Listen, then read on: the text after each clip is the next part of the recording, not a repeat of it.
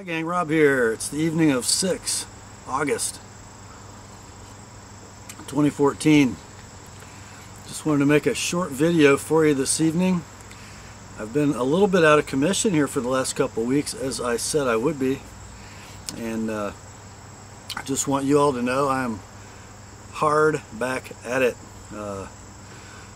Heidi and the girls and I made a trip down to Petersburg, Kentucky to the Creation Museum a week and a half ago, Friday and Saturday, that last weekend in July, and spent a couple days there, and it's definitely a two-day trip. Tell you a little bit about it for those of you who haven't been there. It's basically a theme park or a museum, more of a, it's kind of a hybrid, I guess. No rides, but there is a beautiful array of gardens and a petting zoo, as well as a museum with facsimiles of and artifacts of God's creation.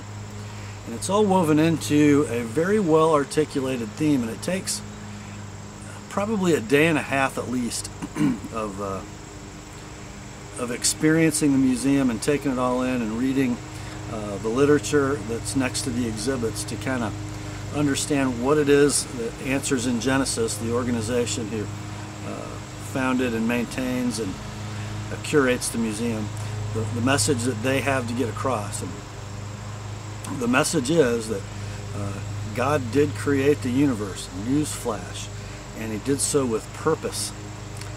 And His purpose culminates in the life, death, and resurrection of His Son, Jesus Christ, so that sinful man might be reconciled to Him for all eternity. God's creation isn't random. It is purposeful. It was well planned and well executed, and continues to be so. And the museum does a wonderful job of comparing and contrasting the difference between God's plan for His created universe and man's word. And depraved man's word runs extremely counter to God's truth. And the Creation Museum does a wonderful job of articulating that and showing it to us. Things like the fossil record, dinosaurs, the flood, the aftermath of the flood, the Ice Age, are all beautifully harmonized in real history. That is the true living history that God recorded for us in His Word. There's not one historical event that man would tell you differently of which doesn't perfectly harmonize with what God told us in His Word. Yeah, there's a shocker. Science has for years been misinterpreting, because of its own depravity, or the depravity of those involved in the science community, has been perverting the events of history, putting them together in a manner that doesn't fit, to convince us something different than God has already told us, and that is evident in His creation. So I recommend all of you who haven't been there to go, Christian or non-Christian.